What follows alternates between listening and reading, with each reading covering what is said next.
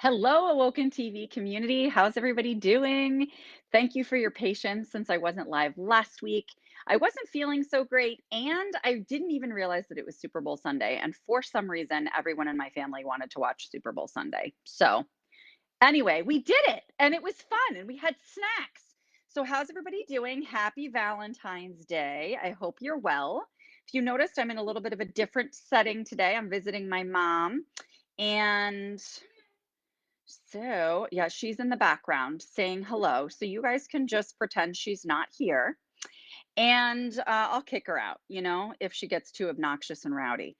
So anyway, say hello if you guys are hopping on. Definitely share this out for anybody you know that would appreciate ancestral healing and talking about ancestral healing. I'm going to take a moment to share this out myself and then we can get started. Also, any of you who are new to Awoken TV, welcome. And any of you who have been here before, welcome back. Awoken TV can be found at www.awoken.tv and also on the App Store. And it's basically like your spiritual or metaphysical Netflix. So you're going to be able to find other shows like this, conscious filmmakers, light workers. Um, you're also going to find courses. So it's a really great guide for you on your spiritual and metaphysical journey. So definitely check that out. My name's Laura Nat Mazzotta, and I am an Akashic healer and teacher. I've also been a therapist for almost 20 years. And I guide those who are really mission driven to something greater than themselves, greater than just general healing, that they're interested in really spreading this to the collective. And I encourage them and assist them with building six-figure businesses and beyond. So I'm very excited to be here. Thank you guys for being here. Just a couple more share outs and then we can get started. Say hello, say where you're tuning in from. I always love to know who's here in this Awoken community. And just so you know, guys, if you are watching this on Emerge Healing and Wellness or the Akashic Academy or another group, I am not going to see your comments live unless you jump over to the Awoken TV page. So you may want to do that if you want to chat with me live. I always love hanging out with you guys. So I would definitely appreciate the chat back and forth. Okay, cool. So tell me how you're doing. What have your plans been for this Valentine's Day? We've just done a lot of snuggling and hanging out, and we played some games. We had lots of snacks. Have you noticed snacks are kind of a theme in my life? And yeah, just spending lots of family time. So it's been super, super nice. Okay, done with share outs. I'm just going to keep this open to keep an eye on comments just in case. Oh, hi, Kelly. Oh, good. It is working. Okay, thank you. Now I can close my phone because I know that the comments are working. So, how many of you have had any experience with ancestral healing? You can raise your hand in the comments or give me a one in the comments, whatever is easier and more accessible to you. So, ancestral healing is absolutely my favorite form of healing on the planet. It is super yummy, it's super deep, and it's long lasting. You can see the benefits in so many different areas of your life and it's permanent. What I love is it's also so empowering because when we engage in ancestral healing, we're clearing and healing not only for ourselves but for generations before us and generations that come after us. Hi, Sandy. Thank you so much for letting me know. Okay, cool. So some of you guys have had experience with this. Hi, Sherry. So good to see you guys. Thank you for being here. All right. So let's talk briefly about ancestry in general. Like, what does ancestry mean? Well, guess what? I have the answer. I looked it up in the dictionary because I'm a special friend. So the definition is one's family or ethnic descent. And the second definition is the origin or background of something. So every time people think of ancestry, they think about who has come before you that you, for the most part, have met, or that family members that have been alive with you in this lifetime have met. So it's like, all right, my grandfather, your grandfather, his grandfather, you can go back based on who people have actually met. And we think about ancestors in human form. And that is certainly, hi, Nicole, so good to see you. That is certainly one of the ways that we can work through ancestral healing. And it's actually really helpful when you're starting out with ancestral healing, because what you're doing is you're starting to get an understanding of the context from which you came. Okay. Which can be very helpful from taking some of that. It doesn't take personal responsibility away, but it can take away some of that blame. Right? Like we can get so hard on ourselves when things go wrong in our lives, when we keep going back to the same patterns. And typically, when we have patterns that are repeating in our lives that we've worked on and aren't resolving, they have a root in ancestry. Okay. And the deepest level of ancestry that we can go back to is past lives. But we're not going to talk about that tonight. Tonight, we're just going to talk about ancestral healing. So, it can be helpful to create a timeline, and this is what I do with my students and my clients a lot, is that we have this blank timeline template that we print out. And whatever issue that we are dealing with, that we're looking into or trying to get resolution around, we kind of map it backwards, right? So you start where you are and then you kind of map it backwards and say like, okay, how has this shown up not only in my life, but in my parents' life, and then in their parents' life, and then in their parents' life, as far back as you can remember, okay? And you start with that because it's tangible. It's something, we know these people, we know what they look like, we kind of know what they did and how they interacted in this lifetime. So it's a good shoe in basically to start ancestral healing. But then you go into the Akashic records and you have access to information on your ancestors that go back even further, right? They go back prior to the ancestors that you may know of or those that are with you in this life know of. And you can go back to your entire lineage, all the way back from the time that your soul first sparked. So you can also even visit and get information about ancestors that are what we call starseed ancestors, right? So there are ancestors that are connected to us in soul form, but not in human form. So these can be souls that kind of have the same origin as where your soul first sparked, but they may have never incarnated into human bodies, or you may not even know consciously that you've connected with them.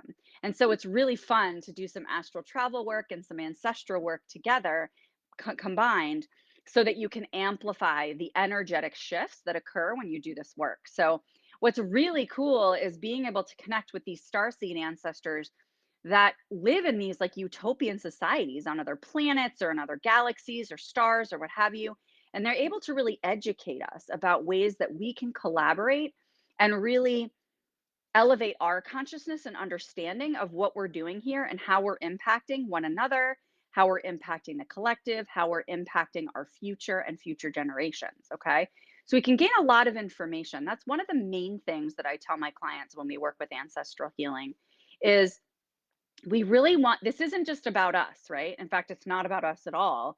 It's important to let the ancestors speak. We want to give them a voice. We want to allow them to tell us their story because they may never have before. Like they may never have told us their story or told anybody their story. So we're giving them a chance to have a voice, which is pretty cool, right? Because we're doing them a favor and serving them at the same time that their presence is serving us and they're educating us, right? About what's coming forward, relative to how we're living our lives or how we want to heal and clear and grow in this lifetime. Okay.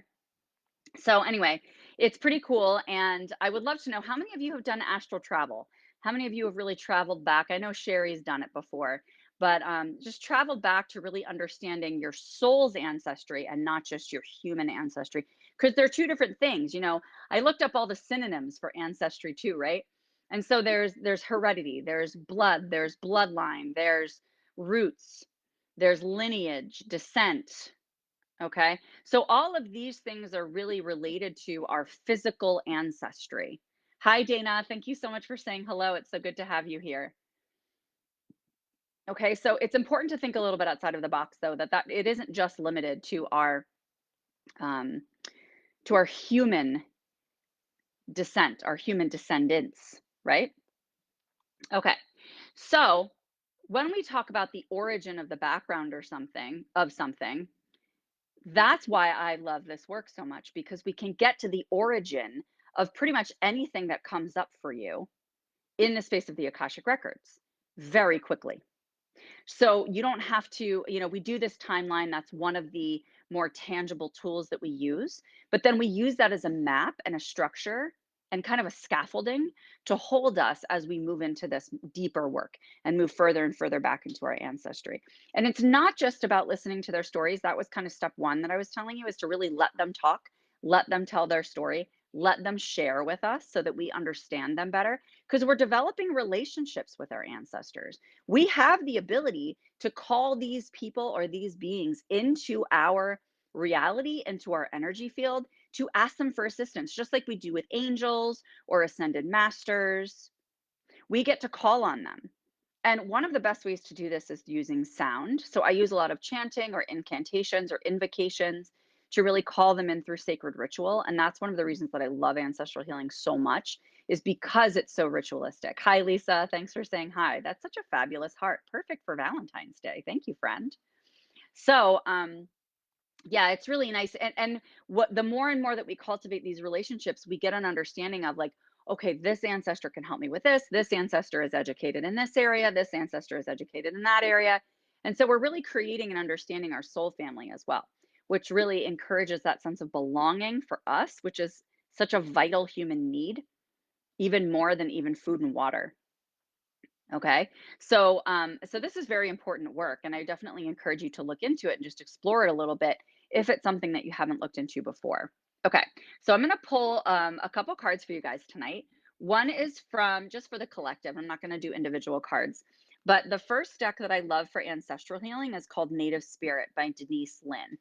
So I'm going to pull you a card from that deck first. I already shuffled to save us time so you guys don't have to listen to my cards making lots of noise. But take a deep breath and just send your energy to these cards. Oh, and of course, what did I just say? Storytelling, right? Storyteller is the card that we got. And it has a fire, which makes me so happy because I'm obsessed with fire.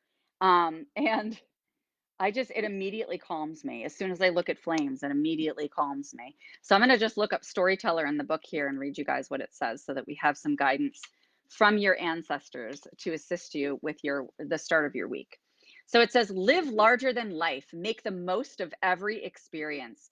You can find, or no, you can choose the meaning that you give events. Find interpretations that empower you rather than diminish you. Be the storyteller and the hero of your own life. Give your personal story empowering meanings.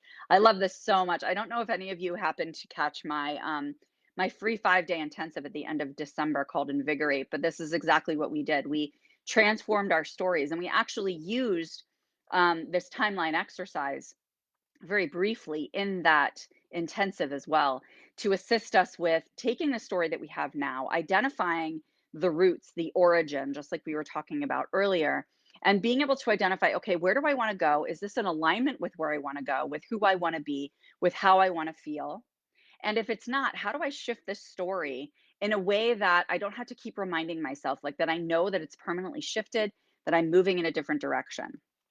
Okay, so your native spirit wants you to know. Around the evening campfire, clan members always looked forward to the storyteller, recounting events of the daily happenings of the tribe. Even the most mundane event took on a vibrancy in the expert hands of an experienced storyteller. The storyteller card chose you to remind you to be the champion of your own personal myth. Be the central character. Don't live life according to the needs and expectations of others. Don't be a bit player in your own story. And then they always give you an action step to take in this deck. One of the reasons I love it. Take an event in your life that you gave a disempowering meaning and find a way to re-script it so that the interpretation of this same story is one in which you are the hero. I love this so much. I used to do this with my dreams all the time, actually. And we can do a lot of dream work or connect with our ancestors in our dreams. We can just set that intention before we go to bed tonight, tonight or any other night, but what's so cool is that you can change the meaning of your dreams. And if any of you have ever practiced lucid dreaming techniques, say hello in the comments. Say, yes, lucid dreaming is the best. It's wonderful. And you have the opportunity to go back into your dream and change the ending, to interact with the characters and to create on your own, right? And I love how empowering it feels to, let's say, get to the end of your day. This is what's just coming through right now as I'm talking about this, but like get to the end of your day. And if you write a gratitude list or if you journal or you just kind of review your day, a lot of times we look at the things that went wrong and we try to fix them. A lot of the times we'll kick ourselves. Gratitude is obviously one beautiful way to not do this, but another way is to tell a story, right? To tell a story of the day, almost as if it was a myth. Make yourself a really creative, empowered storyteller so that you're disconnecting and detaching from the emotion of it if your day was like a little bit of a hot mess, right? And so what you're doing is you're allowing yourself to get a little bit of distance from it and give yourself some perspective. And every time that we have that kind of perspective, we're going to get much more out of it than sitting in our egos and allowing it to go around and around in circles. Okay, so let me know how you guys like that card and how that resonated for you. I'm going to pull one more from the Angels and Ancestors deck by Kyle Gray. This is my other favorite for ancestral healing. And anytime you guys are connecting with ancestors and you don't really know who's coming through, or you don't really know what they're saying, and you don't really know how to do it, and you're kind of like, this is strange, I don't even know how to do this. You can just pull a card from one of these decks, or any deck, to be honest with you, and start getting some wisdom and some guidance to kind of get those breadcrumbs so that you can start putting them together and weaving a story. Okay.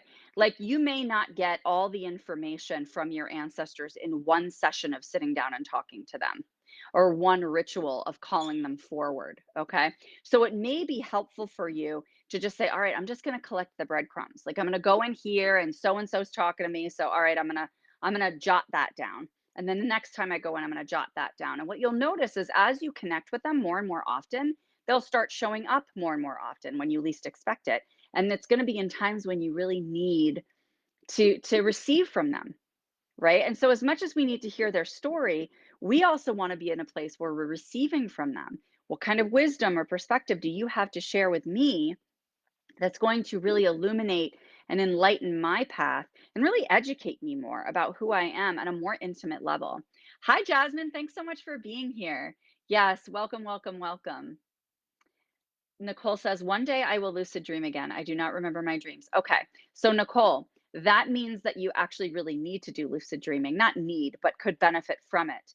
So, you don't remember your dreams because it's not like on the top of your priority list. It's not in the front of your awareness, right? If it's something that you would like to cultivate, then what I want you to do is just start to write down in the morning anything that you remember. And that could be as simple as, I don't remember anything, but I feel weird. Or I don't remember anything, but I'm really happy this morning. Like, just start describing how you feel when you wake up. And it's going to be like you're reverse engineering it. Like, you're starting to back up into your dreams and you'll start remembering more and more. But just that practice of being consistent about when you wake up in the morning, writing down, like, this is how I feel, or I remember seeing a dog, or I feel like it could have been something, right? That's one of the ways that we expand our intuition is when you think nothing's coming through for me, you want to write down, well, what do you think the answer would be if you knew it? Like, what do you think the answer would be? What do you think you dreamed about? Write that down. Okay. Because what you're going to realize is that a lot of that subconscious material that's hanging out back there is going to pop to the surface because it wants to come out. It wants to communicate with you. And you start putting that on paper and you're going to start to notice some themes. All right, Catherine, I just recently started following Kyle Gray based on you using his decks. Oh, you're so welcome. He is amazing, isn't he? He's really amazing. And he's got a few different decks out there. He's got angel prayers, and I think the most recent one was the angel guides or angel guide or something. So, but yeah, he's wonderful and he's great with obviously the angel knowledge. So, okay, Lisa, I've started praying to my ancestors. Beautiful. Have you combined that with any kind of ritualistic work, Lisa?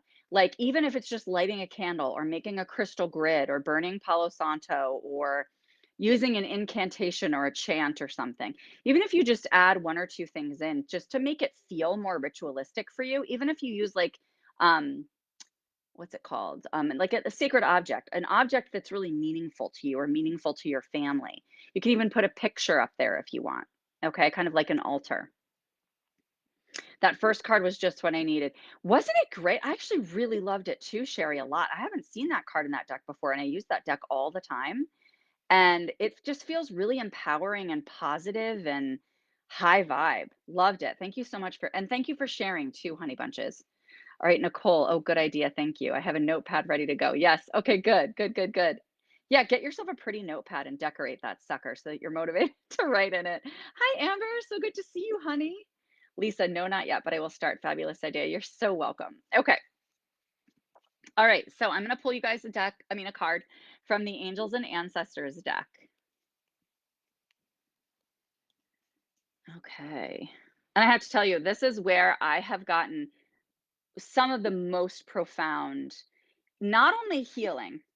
When I say this, I don't just mean this. I don't mean this deck. I mean ancestral healing. Some of the most profound experiences that I've had during my healing journey. Um, and I think it's also because I see the impact on the people in my world. Like I can see the impact collectively so much more easily. And it's funny because that's what people say, like, I don't know if this is working, or I don't really know how this unfolds in my life. And with ancestral healing, I always see it. And I feel it so, so deeply. Like it's palpable for me, and like I tell my clients and my students all the time, like, you'll know when you're in the space of the Akashic records because you'll get a physical or an emotional or an energetic sensation that's so obvious to you that when you enter the records after that more and more repeatedly, then you're going to know right away, oh yeah, I'm in the records because I get that sensation. And so that's what ancestral healing helped me with too, because it's such yummy energy and it's so deep and so unconditionally loving that it just feels amazing to sink into. And that palpable piece, it is always good for us as human beings, right? Like we want something tangible. We want something to hold on to say, like, yeah, I feel that. Like I get it. There's obviously some kind of impact here. So, all right, enough talking, Laura. Let me pick a card. Take a deep breath in and send me your love, and I'll send them to the cards.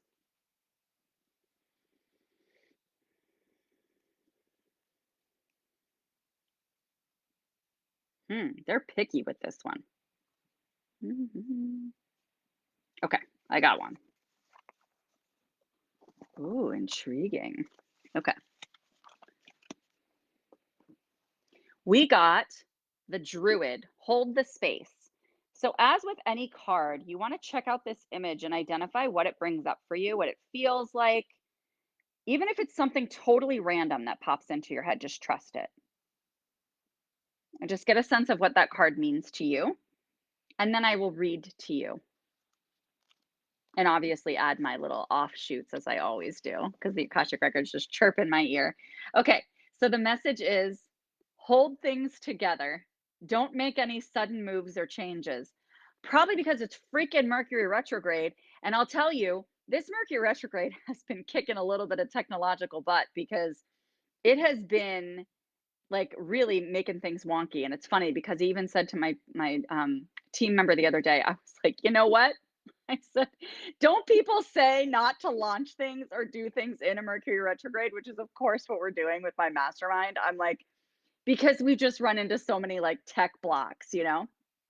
Anyway, I'm a rebel doing it anyway. Hi, Katrina. Thank you so much for saying hello. All right. So don't make any sudden moves or changes. Stand strong, knowing you are where you are supposed to be. And this is so funny. Ooh, old knowledge. Love that, Catherine. Thank you. Hey, first time here. Hi, Phyllis. Welcome. So good to see you. Tell me where you're from. I would love to know. Um, so this is a really interesting message because I had this. I'm going to tell you guys a little story. I had this opportunity. There were 4 different masterminds that I had a choice to join. I'm already part of one now. And I was really considering it because they were all fabulous. They were all wonderful opportunities for me. And the message that I kept getting was to really sink into what I already have in place, not only with the services that I use for myself for my own support, but the ones that I offer to others. Just really sink into and like cultivate and immerse yourself in like maximizing what you currently have, right? And I was like, oh, that feels so good. And so that's what I decided. I was like, nope, not doing any of them. And it's hard for me to say that sacred no to these amazing, phenomenal opportunities, but it's just as powerful as the sacred yes, because I say sacred yes to myself all the time, right? But it's beautiful to say, yes, stand strong, knowing where you're supposed to be. Like, where are you currently? Like, if you're always looking to the next thing, what's the next thing? What's the next thing? And that's something that I was like for much of my life, always looking for the next thing. Like, oh, that's really exciting. Now I want to do it next, even better. Or now I want to do the next thing, right? Because I get so excited. And that's good. Excitement's good, but it also means you're not in alignment. So it means, yes, allow yourself to get excited, but if you're making a big decision, sit down, bring yourself back into alignment, and reconsider when your emotions are more even. Okay. Because even though excitement feels good, you're still out of alignment. Okay. New Hampshire. Oh, hi. Yes, I love New Hampshire. My little sister went to college in New Hampshire. Anne Marie, hi. I have lots of first timers tonight. Thank you, my friend. And she already answered the from Ontario. I absolutely love people from Canada, by the way. I'm obsessed. So I'm welcoming all of you Canadians because I think you are fabulous human beings. What is a sacred no and a sacred yes? Oh, Sherry Jones, my love. Okay, so it's very similar to like the hell yes and the hell no, but a sacred no is like it's a very compassionate no. Like I'm going to tune into my guides, right? And I'm going to know very clearly, like, is this a no based on my soul's path, like where my soul's path is supposed to lead me? Okay. And, or is this a no because I'm feeling scared or I'm feeling undeserving in some way, right? Or just rigid and hesitant. Okay, so it's not that flash no of, no, I'm just doing it because I'm shutting it down. It's no, you know what? This is actually a really yummy no.